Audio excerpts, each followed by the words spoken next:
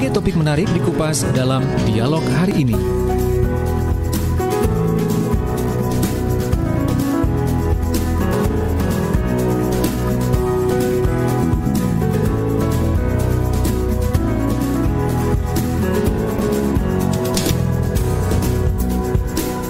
Assalamualaikum warahmatullahi wabarakatuh. Selamat sore sahabat, dimanapun saat ini Anda bisa mengikuti siaran kami, ya, baik itu yang ada di Trenggalek, Nganjuk, Tulungagung atau Bondowoso, atau dimanapun Anda berada. Senang sekali kembali saya Ilham Diantadir menemani Anda di kesempatan sore hari ini, Sabtu 30 Oktober 2021. Dan seperti biasanya setiap Sabtu sore interval dari jam 3 sampai 4 kesehatan jiwa kita akan bertambah lagi karena kita sore hari ini masuk di program Ruang Psikologi, ya, bersama dengan Ibu Dr. Dewi Retno Suminar, MSI, psikolog, dan beliau ini juga aktif sebagai dosen psikologi di Universitas Airlangga Surabaya. Sore hari ini nanti kita akan membahas tentang susahnya mengajar disiplin pada anak. Susah nggak ya kira-kira? Apakah mungkin metode kita yang kurang betul, atau memang dari anaknya sendiri yang susah untuk menerima materi-materi tentang disiplin, atau mungkin dari kita ya sendiri yang kurang bisa ngeblend gitu istilahnya dengan mereka, atau apa, banyak faktor sebenarnya, ya. Baik, dan sahabat, program ini juga disiarkan atau ditayangkan secara serentak di 4 LPPL selain Suara Sidoarjo. Ada Mahardika Bondowoso FM 91,9, LGR Tulungagung FM 90,1, Praja Angkasa Trenggalek FM 88,9, dan juga RSL Nganjuk FM 105,3. Baik, kita langsung saja sapa. Assalamualaikum, selamat sore Ibu Dewi. Waalaikumsalam Mas Ilham, selamat sore. Oke, kita berjumpa untuk yang kali kedua, ya. Ya, betul. Sore hari ini. Biasa sama Mas Panji, nah ini sekarang saya sama Mas Ilham ini kedua kali ini, ya. Oke, baik. Apa kabar Bu Dewi? Alhamdulillah, kabar baik. Baik ya, baik, terima kasih Ibu Dewi. Nah, kita ini bahasan kita itu tentang susahnya mengajar disiplin pada anak. Sebelum kita membahasnya lebih detail lagi, saya coba ingin tahu nih tentang kategori anak itu yang bagaimana sih? Kan ini ada batasannya nih, ya kan? Anak SMP ini juga bisa dikatakan anak, tapi mungkin tidak serumit ketika kita memberikan kedisiplinan pada anak-anak yang mungkin usia SD, ya, atau apa begitu, karena mungkin SD sering main, ya, atau bagaimana. Ini kategori anak usia berapa nih? Jadi gini, yang sebenarnya kategori anak itu kalau dalam psikologi perkembangan kita bisa lihat cari 0, ya 01 lah pakai, ya, 1 ya, 0 gitu, ya, 0 sampai usia 18 tahun itu adalah usia anak. Namun kalau kita mau mendisiplinkan anak, istilahnya kan kita membentuk perilaku anak, membangun karakter anak. Nah, memang kalau bisa sedini mungkin gitu, ya. Sedini mungkin itu kapan? Pasti kan bertanya itu, ya. Mulai kapan itu? Nah, tentunya ketika anak itu sudah bisa diajak berkomunikasi gitu, ya. Jadi usia 2 tahun ketika anak sudah mulai mengerti kata-kata, sudah mulai berkembang, dan akan lebih pas lagi, lebih tepatnya memang pada anak usia prasekolah harus sudah mulai dibangun disiplin kepada diri anak, mulai hal yang kecil gitu, ya. Disiplin dalam arti mencuci kaki sebelum tidur gitu, ya, gosok gigi gitu. Itu kan kedisiplinan dalam perilaku, daily activity, ya, aktivitas sehari-hari gitu, ya. Jadi memang dikategorikan di sana kalau anak-anak SD dalam hal belajar misalnya. Jadi ada semua mulai dari anak usia prasekolah sampai besar gitu, ya. Tapi sedini mungkin kalau dia bisa mengontrol perilakunya, maka itu akan lebih bagus, begitu Mas Ilham. Oke, jadi kalau misalnya ada pertanyaan kapan kita harus menerapkan disiplin pada anak, sedini mungkin jawabannya ya Bu ya. Iya, betul. Tapi memang Sedini mungkin, cara gitu. kita memberikan bentuk disiplin itu seperti apa disesuaikan dengan kembang tumbuhnya atau usia mereka gitu ya Bu ya. Betul. Iya betul. kan?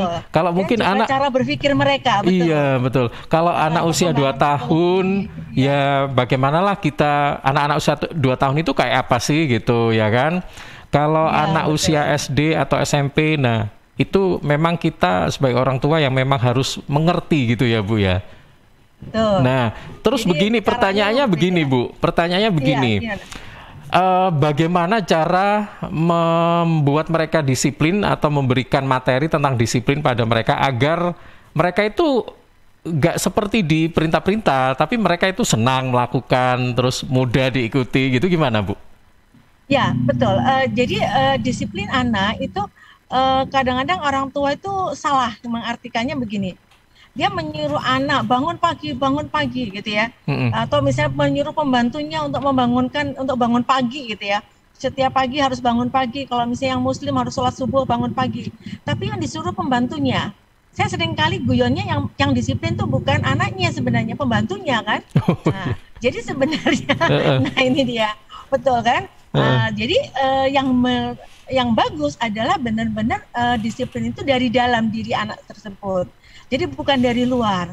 Kalau dari luar, dari situasi orang-orang caregivernya, pengasuhnya yang ada di lingkungan, maka sebenarnya yang disiplin adalah orang-orang yang di sekelilingnya, gitu ya.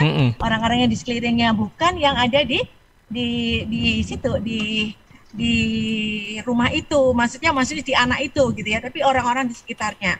Nah, oleh karena itu, saran saya memang sebaiknya menumbuhkan disiplin itu dengan memulai kita mencoba pada anak itu sesuatu hal yang berkaitan dengan ini, disiplin dengan reasoning, disiplin dengan alasan, gitu ya. Kalau disiplinnya itu dengan alasan, anak itu bisa ngerti why, kenapa saya harus melakukan perilaku itu, misalnya. Suatu saat memang kadang-kadang orang tua harus tega dalam tanda petik tega untuk memberikan konsekuensi dari behaviornya dia. Misalnya satu contoh, ketika anak itu bangun terlambat gitu ya, nggak perlu kita marahi, kamu tuh harus disiplin bangun pagi, tidak. Kita akan mengajak si anak itu menganalisis, kenapa kamu, ini aku terlambat gini-gini, kenapa kamu terlambat? Ya karena aku nggak bisa bangun pagi. Nah, apa yang harus kamu lakukan sekarang? Berarti mulai sekarang kamu harus bangun pagi. Tapi aku nggak bisa untuk bangun pagi. Ayo kita cari caranya. Apa yang membuat bisa kamu bangun pagi gitu ya? Mungkin dengan alarm. Sekarang kan handphone itu macam-macam ya. Iya betul. Nah, saya punya anak itu alarmnya tuh tambah suara nyanyi saya dipakai alarm gitu ya. Jadi ada juga gitu. Mungkin karena dengar suaranya ibunya nyanyi gitu, jadi dia nggak marah-marah. Bisa jadi dia ayo bangun. Apa ya? Direkam lah suara untuk jadikan alarm, bisa aja. Atau suara gurunya atau yang bagaimana itu yang sebenarnya membuat dia bisa menghandle lingkungan, untuk membuat dia bisa terbiasa melakukannya tanpa merasa terpaksa dan bukan karena orang di luar dia. Nah ini ya yang perlu dilakukan. Jadi kalau orang melakukan tanpa terpaksa dan bukan karena diminta oleh orang di luar dirinya, itulah baru disiplin yang bagus gitu ya. Oke, baik Bu Dewi, sebenarnya kalau kita tahu disiplin itu kan konotasinya positif ya kan? Kita punya behavior atau perilaku yang positif, itu konotasinya positif. Tetapi kalau misalnya kita telaah lebih lanjut, apakah memang selalu begitu? Mungkin sebenarnya manfaat dari kita manfaat kita membentuk disiplin mulai sejak dini itu apa sih gitu. Selama ini kan kita mungkin disiplin rajin atau apa. Nah, nanti mungkin suatu saat kita berusia dewasa gitu. Nah, itu mungkin baru kita ketahui manfaat dari disiplin itu sendiri gitu ya, Bu. Tapi kalau menurut Ibu Dewi sendiri bagaimana? Apa sih sebenarnya manfaat dari disiplin itu? Ya. Ketika seorang anak itu bisa disiplin, maka kedepannya dia kan bisa melakukan self control, pengontrolan diri. Artinya dia mempunyai suatu bioritmik tubuh yang sudah teratur. Dia sudah tahu kapan dia harus melakukan A, kapan dia harus melakukan B, mengapa dia melakukan itu. Nah, paling tidak dengan kedisiplinan itu, maka dia menjadi orang yang lebih mandiri ke depannya. Kemandirian akan terdapat. Jadi ada pengontrolan diri bagus, orang itu bisa mengatur self regulationnya itu jadi bagus. Nah, ketika orang mempunyai kedisiplinan yang bagus, maka self regulation itu juga bisa mengarah kepada self regulation pada proses belajar. Ya, oleh karena itu ada SRL, ada self regulated learning untuk seseorang. Jadi dia bisa mengatur dirinya untuk bagaimana dia belajar gitu ya. Oh, kapan saya harus belajar. Jadi dia akan tahu dengan disiplinnya diri. Dia tahu misalnya waktu, manajemen waktunya gitu. Dia akan tahu, oke, saya kayak gini, saya kalau bisa belajar malam, maka saya malam harus bangun. Nah, ini kalau tertata mulai kecil, maka dia akan tahu tentang dirinya. Jadi disiplin ini sebenarnya dampaknya juga akan luas karena dia akan mengenal bioritmik tubuhnya, regulation dirinya, mulai dari waktu dia bisa memanage dengan bagus gitu ya. Dia mempunyai suatu planning yang baik. Jadi akhirnya dampaknya ke depan tuh sangat luar biasa. Nah, inilah yang sebenarnya kenapa ketika seseorang itu punya kedisiplinan yang bagus, waktu 24 jam itu bisa bermanfaat untuk banyak kegiatan bagi dia nantinya. Ya, karena dia bisa mengatur dengan baik. Oh, saya bisa melakukan ini, saya bisa membagi ini dengan ini, kayak gitu dia bisa dengan bagusnya untuk memanage hal tersebut gitu. Dengan kata lain bahwa perilaku disiplin ini saya sebut wajib ada di setiap orang. Betul, Bu, seperti itu? Ya, betul. Perlu ditanamkan dari setiap orang gitu ya. Jadi ketika usia dini mungkin disiplinnya itu adalah keteraturan dulu gitu, keteraturan. Kapan dia harus bangun pagi, kapan dia harus gini, itu keteraturan dulu. Nah, namun kemudian dampaknya semakin besar, nalarnya berkembang, ketika dia sudah mulai cari mempunyai kenal dirinya, dia sudah mempunyai banyak tugas yang banyak, dia kan bisa mulai membagi waktu. Jadi prosesnya memang dari awal dulu gitu ya, tapi nanti dampaknya nanti ke depan gitu ya, jadi berjalan gitu. Baik, nah sekarang kalau misalnya ada kendala, dengan kata lain anak ini punya tingkat kedisiplinan yang rendah atau kecil begitu ya. Nah, kira-kira ini faktor apa ya Bu ya yang paling dominan? Apakah memang dari orang tuanya atau apa cara kita ya, karakter orang tuanya atau cara kita mendisiplinkan mereka yang bagaimana begitu, atau faktor dari anaknya sendiri? Gimana ini Bu? Kalau saya melihat itu karena ini pola asuh ya Mas ya. Jadi pola asuh. Jadi dari cara pengasuhan orang tua. Ada seorang anak yang semua tergantung dari di luar dirinya.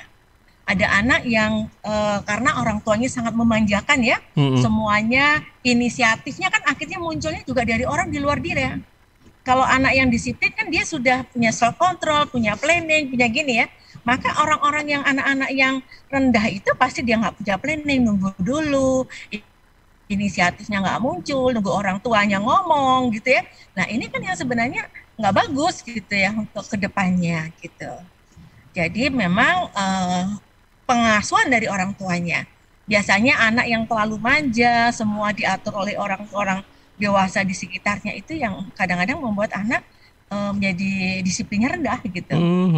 Oke, baik. Ini yang paling dominan itu adalah karena pola asuhnya ya Bu ya?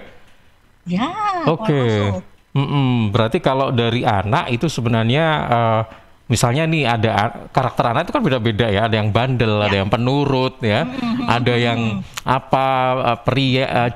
periang atau yang gimana gitu. Tetapi ini sebenarnya bisa dibentuk ya, asal pola asuhnya yang betul gitu ya Bu ya. Ya, tepat, yang tepat gitu ya. Jadi anak yang misalnya sudah mempunyai self directednya bagus, jadi dia bisa mengarahkan dirinya dengan baik, ya orang tua lebih enak untuk mendidiknya gitu ya. Tapi ada anak yang memang sulit sekali untuk mempunyai itu ya. Mungkin perlu ya itu tadi diajarin mengapa dia harus melakukan itu, akibatnya apa kalau dia tidak melakukan, disiplin diri, itu kayak seperti itu. Nah, sekarang kan tadi Ibu Dewi bilang bahwa usia anak itu dari 0 sampai 18, ya kan? Tentu kita memberikan edukasi disiplin itu pasti berbeda dong dengan anak usia misalnya 5 tahun dengan 17 tahun gitu. Betul. Apakah memang kita kalau usia yang menuju ke teenage atau yang remaja-remaja gitu, kan saya sering baca nih artikel, kita itu orang tua itu harus kayak jadi sahabatnya kayak gitu-gitu. Iya kan? Atau apa? Itu memang begitu ya Bu ya? Atau bagaimana Bu? Mungkin bisa diberikan contoh yang dari usia anak-anak kemudian dari SMP sampai remaja gitu. Seperti apa monggo? Oke. Jadi kalau ketika anak itu prasekolah, disiplinnya itu lebih ke hal-hal daily activity tadi yang saya sampaikan, kegiatan sehari-hari. Kapan dia harus tidur nggak boleh malam kayak gitu deh. Mulai dari mengatur dirinya untuk kegiatan. Kemudian untuk anak-anak SD mungkin dia diberi suatu reward and punishment pada suatu perilaku yang tidak disiplin misalnya. Itu lebih mudah untuk anak-anak yang usia SD. Ya, dengan reward and punishment. Bagus sekali punishment-nya, bisa jadi dengan didiamkan, jangan kemudian dengan dimarahin atau di uang saku ya. Jadi ada shaping behavior-nya anak SD itu lebih kaitan dengan behavioristik ya, jadi perilaku gitu ya. Jadi kalau baik dikasih reward, kalau misalnya tidak baik ya tidak dikasih reward, dengan punishment misalnya dengan nggak mau memberikan ciuman pada anak, itu kan juga sebenarnya sebuah hukuman bagi seorang anak gitu ya. Tidak mendekat atau diamkan anak itu biasanya lebih tepat ya untuk anak SD. Nah, kemudian kalau disiplin pada anak-anak yang sudah remaja gitu ya, tentunya itu hal yang tadi gitu ya sudah harus lewat gitu ya, sudah lewat gitu ya. Kalau misalnya pada anak-anak yang remaja ya sebaiknya tidak dilakukan dengan cara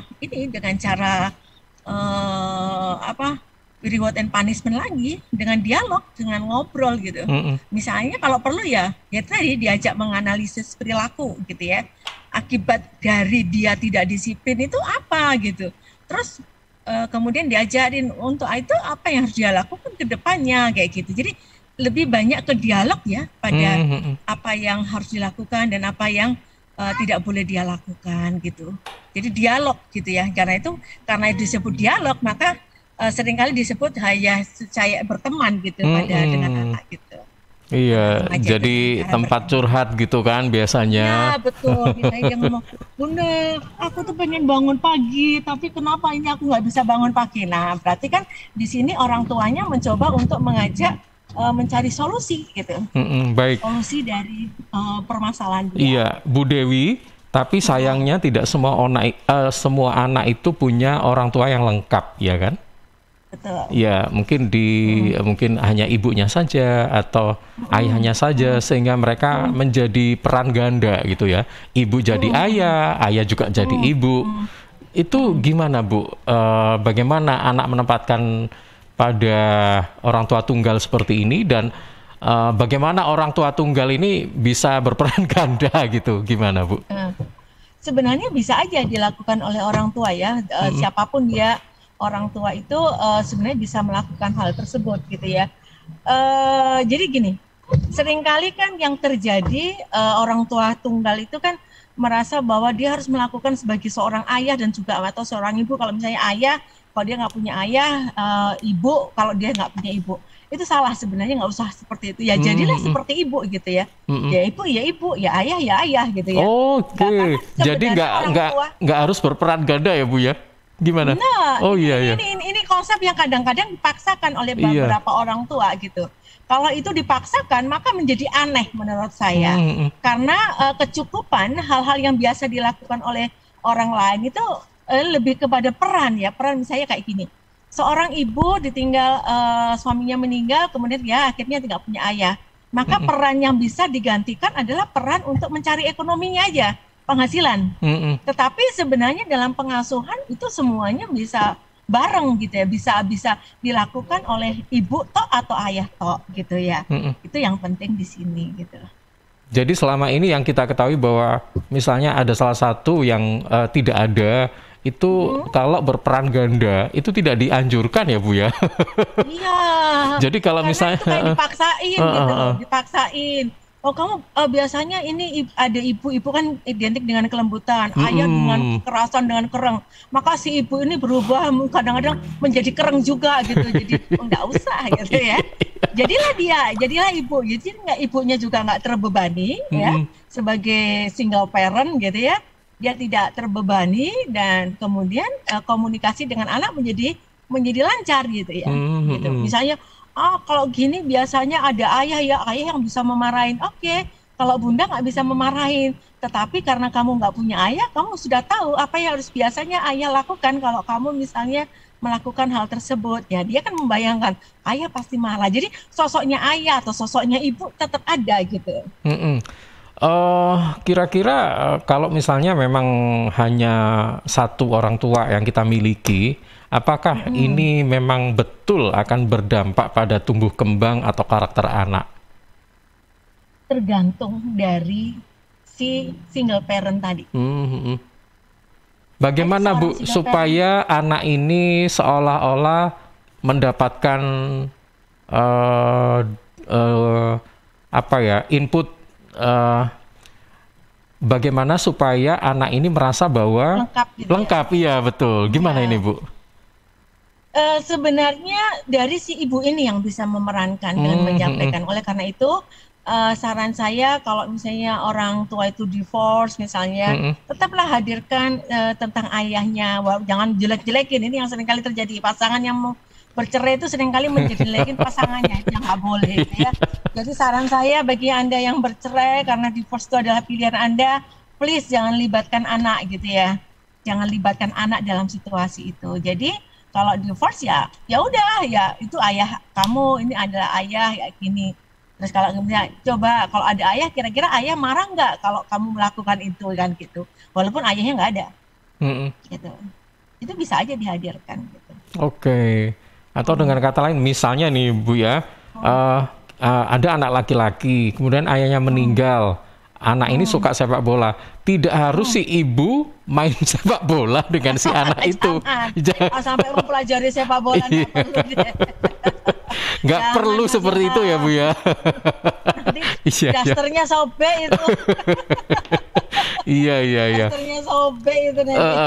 Oke, nah itu yang memiliki orang tua tunggal. Sementara bagaimana jika tidak memiliki orang tua sama sekali? Dengan kata lain bahwa anak ini yatim piatu, apakah kedisiplinan ini akan tumbuh sendiri pada anak itu atau bagaimana ya Bu untuk menghadapi hal ini? Untuk yang tidak punya orang tua, biasanya ada di panti asuhan. Kita harus melihat ya, dalam parenting, dalam pengasuhan itu kan ada orang-orang yang menggantikannya gitu ya.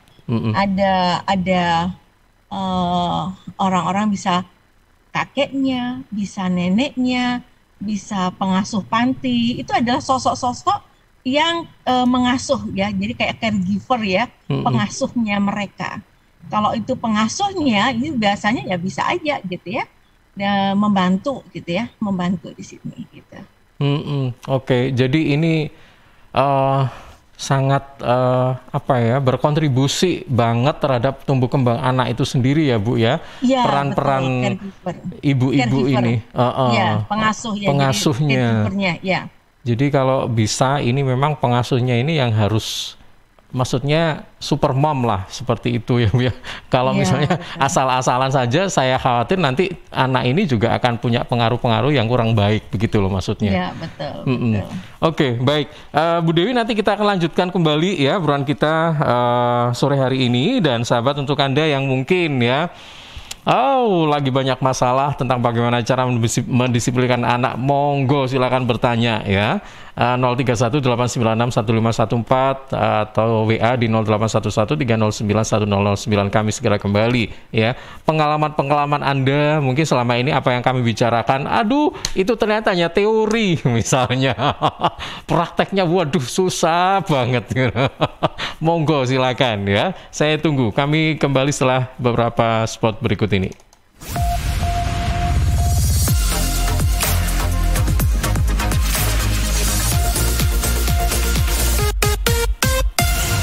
Sahabat, di dunia digital seperti saat ini, jaringan internet merupakan sesuatu yang penting. Namun semakin hari, semakin berkembangnya era digital, tentunya faktor keamanan adalah salah satu yang utama. Kini hadir Cisco Meraki atau keamanan jaringan yang sangat mudah dioperasikan dan digunakan untuk melindungi perusahaan dari hal-hal yang tidak diinginkan. Cisco Meraki adalah sebuah teknologi revolusioner dengan kemudahan kebijakan akses dan sangat mudah dioperasikan dalam genggaman. Dengan bisnis yang mengadopsi mutual teknologi dan distribusi situs secara global, Cisco Meraki telah bekerjasama dengan banyak pihak. Meraki membuat teknologi dengan yang kompleks menjadi mudah, sehingga sahabat dapat tetap merasa aman dimanapun berada. Kenyamanan dan keamanan di era digital semakin mudah didapat. Suatu hari di dalam tubuh yang sudah divaksinasi, vaksin bekerja dalam tubuh menimbulkan kekebalan melawan COVID-19. Lapor Komandan, tubuh ini baru saja dimasuki vaksin dan kini mengalami beberapa reaksi seperti pusing, demam, dan mengantuk. Apakah ini berbahaya, Komandan? Tenang, tubuh ini baik-baik saja. Justru pasukan kita akan semakin kuat untuk melawan virus dan... Sudah, biar saya saja yang menjelaskan, Komandan. Ya, reaksi setelah vaksinasi merupakan hal yang wajar terjadi. Umumnya hanya gejala ringan seperti nyeri, bengkak, dan kemerahan di tempat suntikan, pusing, atau demam. Nah, kalau sudah di rumah dan terjadi reaksi, tetap tenang, hubungi nomor kontak yang ada di kartu vaksinasi. Ayo, vaksinasi COVID-19 sekarang juga. Dipersembahkan oleh Kementerian Kesehatan Republik Indonesia.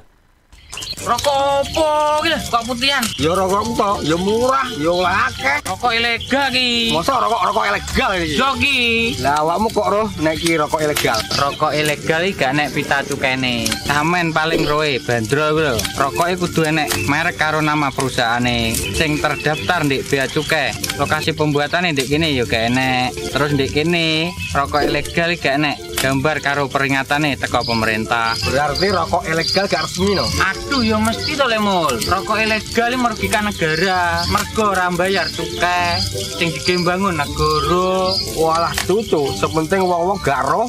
Loh, gak iso le iki. Makane to Le, tuku sing pasti-pasti ae. Aja ngawur. Laporkan peredaran rokok ilegal ke kantor Bea Cukai terdekat atau hubungi nomor 1.500 225 1.500 225. Iklan layanan masyarakat ini dipersembahkan Bea Cukai Sidoarjo. Ayo, ngewangi Bea Cukai, berantas rokok ilegal. Bea Cukai Sidoarjo, fokus mengawasi, tulus melayani. Sahabat, seiring bertambahnya usia, tubuh mulai bersifat asam atau asid sehingga mudah terserang penyakit. Segera perbaiki pola makan dan perbanyak asupan alkaline seperti sayur, buah, dan Cheers Alkaline Power. Cheers Alkaline, air minum kesehatan dengan pH tinggi 8,5 yang setara dengan sayur dan buah serta punya 6 manfaat, yakni meningkatkan metabolisme dan daya tahan tubuh terhadap virus, menjadi antioksidan alami pencegah kanker, menjaga kekuatan tulang dan gigi, membantu penyerapan mineral lebih efektif, membantu hati dan ginjal membuang racun dari tubuh, serta mencegah sakit mah. Info lengkap Cheers hubungi Sutrisno 0821 4225 6646 0821 4225 6646. Cheers, healthy drinking water. CHEERS Cheers, CHEERS Cheers, CHEERS Cheers, air hidup yang terbaik. Hey, Cheers in the house. Cheers, air ber-pH tinggi. Cheers dapat membantu netralkan pH tubuh. Cheers mengandung antioksidan alami. Cheers, air minum terbaik untuk keluarga. Air minum sehat keluarga. Air minum dengan pH tinggi. Cara pesannya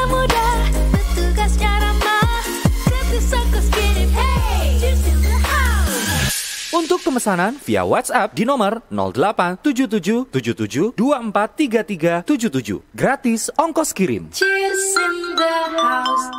Untuk wilayah Sidoarjo dan sekitarnya bisa menghubungi Depo Candi di 0821 4225 6646 0821 4225 6646. Arek-arek iku rame lapo sih? Mulakno, nek dikandani wong tuwek dirungokno, nek durung siap duwe anak, gak usah rabi. Anake loro, pilek, watuk, ono seseke. Loh, bahaya iku. Ngomong dorong, budal nang bidan. Hati-hati dan waspada ya. Demam, batuk, dan susah nafas bisa jadi itu tanda-tanda pneumonia atau infeksi paru-paru. Penyebabnya bisa virus, bakteri, atau jamur. Mudah menular lewat droplet saat batuk atau bersin. Tapi, ini bisa dicegah dengan pemberian imunisasi PCV pada bayi dan anak. Imunisasi PCV selain mencegah pneumonia juga bisa mencegah radang selaput otak atau meningitis dan radang telinga tengah atau otitis media. Imunisasi PCV diberikan pertama pada bayi usia 2 bulan, dilanjutkan pada usia 3 bulan, dan dosis ketiga saat anak usia 12 bulan. Imunisasi PCV bisa didapat di posyandu, bidan, puskesmas, rumah sakit, klinik kesehatan, praktek dokter mandiri, dan layanan kesehatan lain yang menyediakan imunisasi. Lapo guyu-guyu dewe? Putune wis sehat, Cak. Wis diimunisasi PCV pisan. Seneng aku. Gak pengen ngeramut bayi maneh ta? Ayo tak gaweno. Iklan layanan masyarakat ini persembahan Dinas Kesehatan Kabupaten Sidoarjo. Sahabat, khusus warga Jatim, ada kabar gembira untuk Anda, khususnya yang punya kendaraan bermotor. Nah, sesuai dengan keputusan Gubernur Jatim tahun 2021 nomor 188/151 tentang pemutihan dan insentif pajak daerah untuk warga Jatim, yaitu diberlakukan pemutihan bebas denda PKB, BBNKB, dan bebas BBN kedua dan lain-lain. Insentif pajak 20% untuk kendaraan roda 2 dan 3, dan 10% untuk kendaraan roda 4 atau lebih. Selain itu, manfaatkan dan menangkan hadiahnya senilai 30 juta rupiah berupa tabungan umroh tahap kedua untuk 15 pemenang mulai 9 September sampai 9 Desember 2021. Sahabat, pemutihan dan insentif pajak daerah untuk warga Jatim ini bisa dibayar melalui e-Samsat, Link Aja, GoPay, Alfamart, Alfamidi, Indomaret, Tokopedia, Gria Bayar BTN, dan Pos Indonesia. Info lebih lanjut hubungi kantor bersama Samsat Sidoarjo Kota. Informasi ini dipersembahkan oleh kantor Samsat Sidoarjo. Makasih lo udah ngajak ke rumah.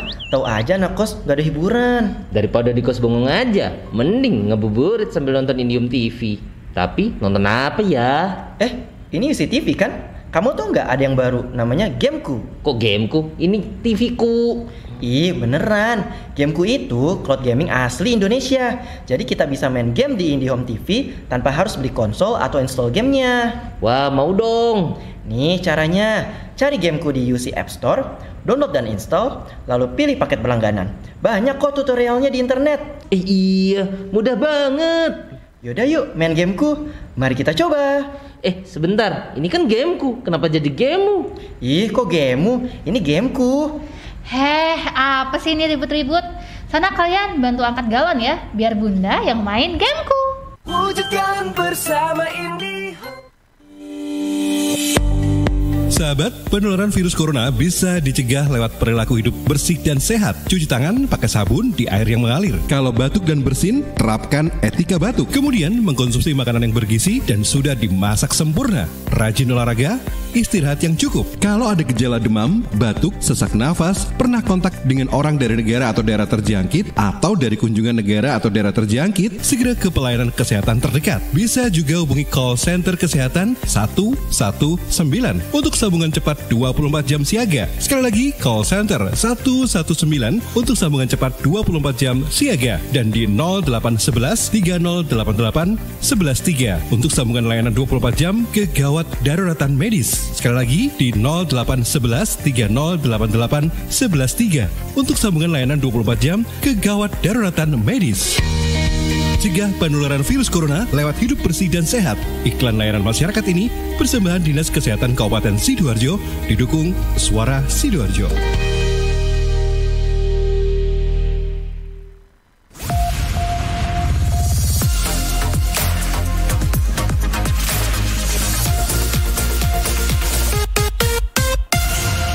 Terima kasih Anda masih bersama kami di program Talkshow Ruang Psikologi bersama dengan Ibu Dr. Dewi Retno Suminar MSI, dosen psikologi UNER ya di kesempatan sore hari ini. Dan kita bicara tentang susahnya mengajar disiplin pada anak ya. Baik, susah atau enggak sih? Enggak juga. Ada yang gampang kok. Tapi ada yang sangat susah sekali ya. Baik Bu Dewi. Iya. Baik, ini ada beberapa pertanyaan ya. Ini ada pertanyaan yang merasa sangat susah sekali mendisiplinkan anaknya ya, melalui Twitter @warda.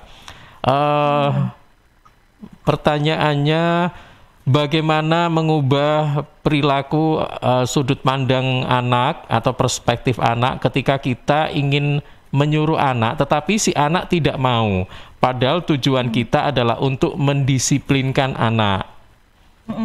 Oke. Kemudian yang kedua, dari Ibu Dini yang ada di Candi, apa perbedaan antara tegas dan marah? Iya, kadang-kadang kita kan ada marahnya atau tegas itu gimana gitu ya Bu ya? Ya, monggo silakan. Ya, jadi gini, untuk pendisiplinan yang pertama gitu ya, pendisiplinan yang pertama tadi, yang terkait dengan bagaimana cara kita mendisiplinkan perilaku dan anak itu tidak mau, padahal menurut sudut pandang kita adalah hal itu terbaik bagi anak, gitu ya. Nah, itu satu contoh seringkali yang saya sampaikan bahwa kita seringkali lupa itu menyampaikan gitu ya, menyampaikan sudut pandang kita itu kepada mereka. Caranya begini, caranya adalah dengan yang seringkali saya sering sebutkan kalau dalam suatu komunikasi, teknik komunikasi yang disebut dengan teknik proaktif. Pro dulu, gitu. Pro. Itu akan lebih mudah kita mengajak seseorang ngepro dulu dengan cara pandang dia, tetapi kita aktif mengubahnya. Satu contoh, kita kan kalau melihat sesuatu barang, misalnya ini satu contoh ya, ini satu kertas gitu ya. Ketika kertas ini saya mengatakan misalnya ini ada tulisannya ya, misalnya satu contoh, misalnya ini satu contoh ya, saya mengatakan kepada Mas Ilham, Mas Ilham kan nggak lihat ada tulisan dari kertas saya ya, kertasnya nggak ada tulisannya. Saya mengatakan ini ada tulisannya, tapi dibaliknya kan gitu kan, Anda nggak akan mungkin bisa gitu, ngerti gitu. Maka kita harus ngepro, pasti cara mengepronya adalah pasti kalau misalnya Mas Ilham sebagai orang tua, Mas Ilham akan menanyakan, oh ya, apa yang dilihat dari sudut pandang? Ini ada tulisannya arahnya ke bawah, dari bawah ke atas. Nah, itu berarti saya harus melakukan dialog bertanya gitu. Satu contoh, ayo nak harus bangun pagi. Kenapa nak kamu nggak mau bangun pagi gitu ya? Misalnya bangun pagi itu bagus buat anak gitu ya, dia tahu. Tapi si anak nggak mau gitu. Kenapa kamu nggak mau bangun pagi gitu? Nah, aku karena tadi malam nonton Koreanya sampai jam berapa gitu ya. Nonton drakor sampai malam. Nah, nonton drakor itu menyenangkan dia kan gitu. Kita kepro dulu dia gitu. Tapi kalau non drakor itu memang menyenangkan, tetapi kalau kita diperalat oleh drakor sehingga kita lupa dengan diri kita, kira-kira enak nggak untuk kedepannya gitu. Tanya, aktifkan kata tanya dan proaktif. Aktifkan kata tanya proaktif. Gitu. Jadi ngepro dulu dengan cara pandang dia, tetapi kita aktif mengajak dia untuk masuk ke dalam cara berpikir kita. Bahwa yang kamu lakukan itu jelek. Ya seperti tadi, kalau misalnya diperdebatkan tadi antara kertas ini ada tulisannya apa tidak, itu sampai berapa lama pun masih nggak bisa temu gitu ya. Karena satu dengan yang lain dengan sudut pandang sendiri-sendiri. Nah, seringkali orang tua itu kelupaan untuk menyampaikan hal tersebut. Dia seringkali hanya melihat, ini anak nggak mau tahu ya, ini kan untuk kebaikan dia. Nah, dia belum tahu kebaikannya di mana gitu kan. Nah, itu yang seringkali dilakukan oleh para orang tua ketika dia mengasuh anaknya.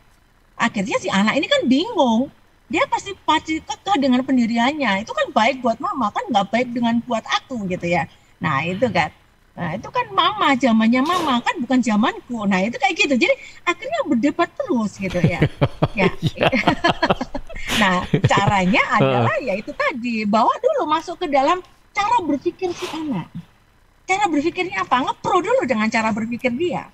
Masuk di dalam cara pandang dia, baru kita lakukan sebuah perubahan ya, sebuah perubahan sudut pandang untuk ke sana gitu ya. Baik. Jadi sudut pandangnya berbeda. Kalau berarti dengan kata lain, kalau kita caranya ngepro pada cara sudut pandang anak, kita memang harus kenali dulu anak kita ya Bu ya. Iya kan? Jadi karakternya seperti apa?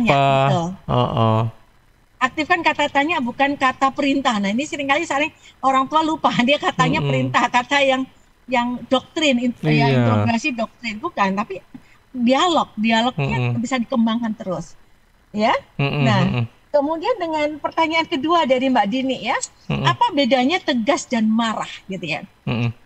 Ada satu hal yang perlu diperhatikan, seorang tua itu sebaiknya daripada kita marah itu identik dengan emosional, ada kaitannya dengan emosional. Tegas itu kalau istilah dalam Inggrisnya itu adalah asertif. Asertif itu ada berani mengatakan apa yang harus dia lakukan, tegas. Nah, orang tua memang sebaiknya arahnya ke tegas, bukan marah, gitu ya. Nah, kalau marah itu emosional, reaksi emosi. Ya biasanya bersifat ada kayak refleks. Oleh karena itu, ketika orang tua marah, habis marah itu kalau ditanya, aku nyesel loh, aku tadi sampai marah-marah, sebenarnya kan nggak perlu, gitu ya.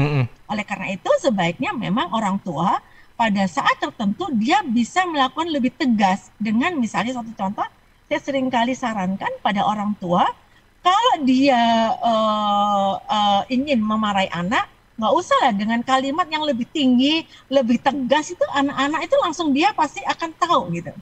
Misalnya namanya Alea, misalnya Bilqis Azalea please, gitu kan biar ada udah tahu gitu. Jadi namanya panjang tuh disebutin itu kadang-kadang membawa reaksi anak-anak itu, oh oke, ini berarti mama saya udah marah. Ada tekniknya ya. Ada tekniknya, betul Mas. Jadi kalau misalnya saya memberikan suatu pelatihan untuk para orang tua untuk parenting itu ya, pengasuhan ya, biasanya ada teknik-teknik tertentu yang memang kapan saya melakukan hal tersebut, saya harus menekankan dengan suara bagaimana, mereka harus belajar tentang persepsi, ada persepsi yang berbeda, jadi macam-macam yang bisa dilakukan. Oke, baik. Jadi tegas dan marah jelas beda. Tapi kita sebenarnya marah pada anak itu perlu ya nggak Bu ya? Boleh ya Bu ya? Boleh. Sebatas apa sih kalau kita marah itu untuk anak itu? Kadang-kadang kan anak mungkin jadi ada dampak psikologinya juga ya, mungkin jadi apa gitu. Gimana Bu? Marah itu sebaiknya dilakukan dengan tepat kata, tepat waktu, tepat sasaran. Itu yang paling penting, itu rumusnya Mas. Tepat kata, tepat waktu, tepat sasaran. Fokuskan pada apa yang harus dilakukan. Bukan, ini yang seringkali kalau orang marah, bukan pada akibat perilaku, atau sebab perilaku, atau kecemasan kita terhadap perilaku anak. Yang sering kali terjadi, kalau kita marah, itu adalah yang keluar kecemasan kita sebagai orang tua. Kamu tahu nggak, kalau naik sepeda motor harus hati-hati. Kalau nggak, itu kecemasan kita. Tapi kalau misalnya, nanti kalau terjadi ini, kamu harus seperti ini. Oleh karena itu, hindari ya. Nah, itu kan berbeda. Jadi kita mengajak seorang anak untuk lebih berhati-hati, lebih clear, lebih jelas. Kita bisa mengatakan dengan lebih apa ya? What next? Apa yang harus kamu lakukan gitu. Jadi kamu jangan marah. Misalnya anak itu meletakkan barang sembarangan. Kita harus mengatakan, tolong ini diletakkan di tempatnya ya. Jangan diulangi lagi. Itu kan sebenarnya kita mengajak anak untuk berpikir bahwa itu tidak boleh diulangi lagi. Ketika dia melakukan, oke, bagus kamu lakukan dengan baik, besok jangan diulangi lagi ya. Nah, itu lebih enak daripada misalnya suatu contoh, ketika dia menaruh barang sembarangan, kamu ini gimana? Ini jadi kotor semua, barang geletak. Tapi bibirnya ngomel, orang tua mengambil barangnya dan anak tidak belajar apa-apa. Betul nggak? Seringkali kan orang tua sering itu Bu. Iya, betul. Misalnya handuk diletakkan di sembarangan, orang tuanya marah. Tapi dia marah-marah tapi handuknya diambil sama orang tuanya. Kalau begini berarti yang perlu bimbingan parenting itu memang orang tuanya ya Bu ya? Iya betul. Harus itu ya, harus itu. Orang tua memang harus sekarang itu sering mendapat ilmu-ilmu semacam ini gitu ya. Ya, ini kadang-kadang kan kita nggak sadari ya Bu ya, iya kan, spontan begitu saja biasanya. Baik, ini pertanyaan berikutnya Bu, ini tentang reward and punishment ya, rewards and punishment. Nah ini dari Ibu Ida yang ada di Sukodono. Ibu Ida ini punya anak usia 6 tahun. Apakah jika dihukum boleh dan maksudnya gini, apakah boleh menghukum dengan cara memukul? Nah, ini pada anak usia 6 tahun. Kemudian dari Pak Agus yang ada di Sidoarjo, sebaiknya pemberian reward itu diberikan dalam bentuk apa sih? Pujian, memeluk anak, atau memberikan barang-barang. Nah, kemudian bagaimana cara memberikan reward pada anak agar tidak terkesan menjadi kayak suap gitu. Kemudian sejauh mana atau sebatas apa orang tua memberi reward pada anak agar tidak menjadi kebiasaan gitu. Kan biasa jadi gitu Bu, kebiasaan gini biar diberi ayah apa gitu kan. Gimana ini Bu? Jadi gini ya, ini pertanyaan yang bagus sekali dari dua orang ya, dari Bu Ida dan Pak Agus. Saya mencoba jawab dari pertanyaannya Bu Ida ya. Bu Ida, saya langsung mengatakan sebaiknya jangan sampai tangan kita memukul anak. Ya, jangan. Selama kita bisa melakukan, membentuk perilaku anak dengan gitu ya, dengan kata-kata, dengan ketegasan kita, sebenarnya tidak perlu gitu ya. Tidak perlu gitu ya. Saya seringkali mengatakan jangan sampai kita melakukan turun tangan memukul anak. Karena sebenarnya meningginya kata-kata kita, mengatakan dengan ketegasan itu sebenarnya anak itu sudah bisa gitu. Satu contoh, diam kita itu sudah menjadi sebuah punishment dari seorang anak. Diam kita. Kemudian kalau kita sebagai orang tua ibunya menangis di depan dia, itu pun juga sebagai punishment sebenarnya. Dia akan mengatakan, kenapa mama nangis? Mama bingung bagaimana caranya berkata dengan kamu, nak. Kamu bisa nggak diajak ngomong? Bisa kayak gitu. Nah, jadi jangan sampai usahakan jangan sampai tangan kita turun tangan untuk memukul atau misalnya untuk anak yang usia 6 tahun. Karena jujur aja anak 6 tahun ketika reaksi kita memukul itu tidak akan mencoba membuat perilaku itu menjadi lebih baik. Oleh karena itu mulai kecil biasakan melakukan dialog pada anak, lakukan komunikasi dengan anak dengan hati gitu ya. Dan anak itu akan ngikutin gitu apa yang kita katakan. Ya. Nah, kemudian kepada Pak Agus. Reward itu bagaimana bentuknya? Saya tidak akan mengatakan bentuk mana yang lebih bagus. Karena bagi seorang anak berbeda-beda, kemampuan orang tua berbeda-beda. Yang saya bisa sarankan adalah janganlah memberikan janji pada sebuah rewardnya tadi. Jangan. Maksudnya janji-janji gak ada realisasi gitu ya Bu ya? Iya, jangan. Nah, kampanye dong. Realisasi dia nangis dia nanti. dia akhirnya memberi label mamanya bohong gitu ya, atau papanya bohong. Nah, saran saya variasi, jangan fix ya. Jangan uang, jangan fix. Jadi variasinya ya terserah Bapak mau hanya memuji, hanya mencium, hanya memeluk, terserah Bapak Ibu. Ya, atau dengan pujian ataupun menyampaikan apa yang dilakukan anak tadi dengan teman kita. Aduh, aku senang tadi. Seolah-olah kita tidak memamerkan, tetapi anak itu dengar. Ini yang kadang-kadang orang tua lupa gitu ya. Ketemu temennya gitu. Yang sering kali terjadi kan orang tua kalau ketemu sama teman, aduh anakku itu angel kandhanane misalnya gitu. Sulit sekali dikasih tahu. Ini yang sering kali orang tua nggak sadar. Jangan gitu, karena itu menjadi beban gitu ya. Lakukan kalau untuk hal yang, jadi gini, ketika perilaku anak bagus, pujilah. ketika anak itu perilakunya tidak bagus, jangan langsung dimarahin. Lebih baik kita reaksinya diam. Ketika dia diam, kita lihat kenapa kamu, mama kenapa diam? Menurut kamu mama marah nggak kira-kira? Nah itu kan membuat dia menalar. Anak yang bisa mempunyai kemampuan menalar dengan baik, maka dia bisa menganalisis dengan bagus. Dan dia bisa mengubah perilakunya menjadi lebih baik juga gitu. Begitu. Oke. Terus gimana Bu tadi yang pertanyaan dari Pak Agus yang biar nggak jadi kebiasaan gitu?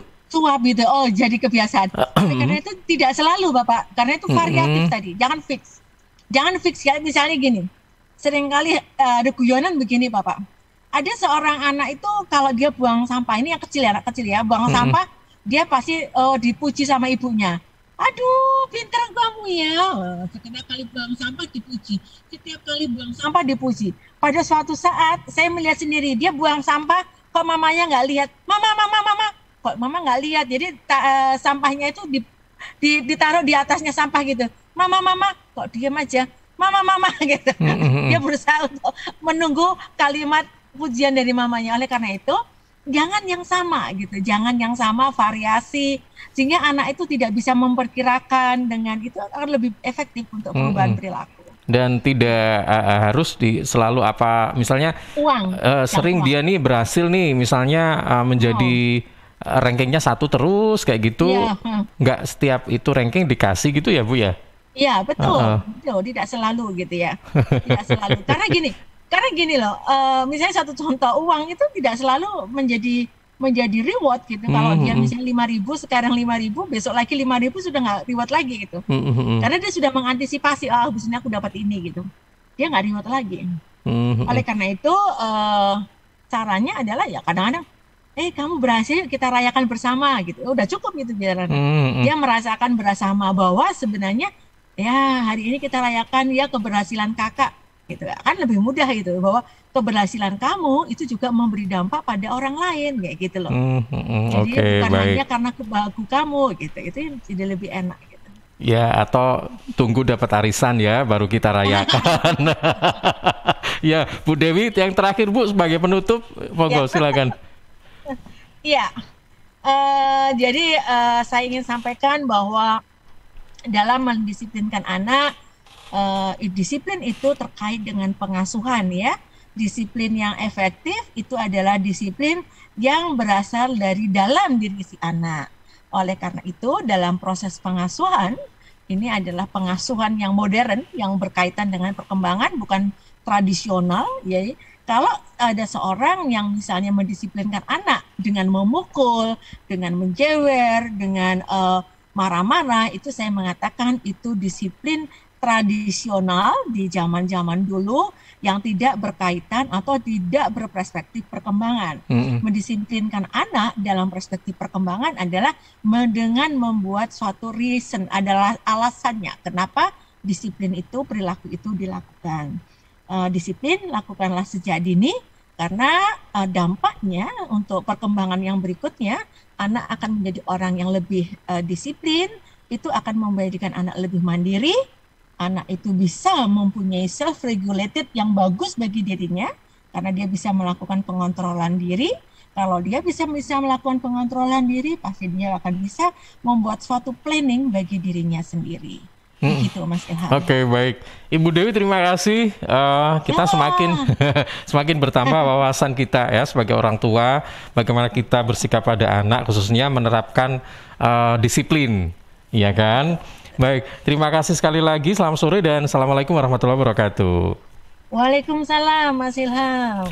Iya, baik sahabat, baru saja kita simak ya program Ruang Psikologi bersama dengan Ibu Dr. Dewi Retno Suminara MSI, psikolog dan aktif sebagai dosen psikologi di Universitas Airlangga Surabaya, tentang susahnya mengajar disiplin pada anak. Insya Allah kita jumpa kembali Sabtu depan di jam yang sama ya, tentunya dengan tema yang berbeda. Kami sampaikan terima kasih pada sahabat-sahabat yang menyiarkan program ini secara live ya, langsung serentak. Sahabat-sahabat yang ada di Ersal Nganjuk FM 105,3, Praja Angkasa Trenggalek FM 88,9, RGR Tulungagung FM 90,1, Mardika Bondowoso FM 91,9. Saya Ilham Danta pamit, terima kasih, jaga kesehatan dan sampai jumpa.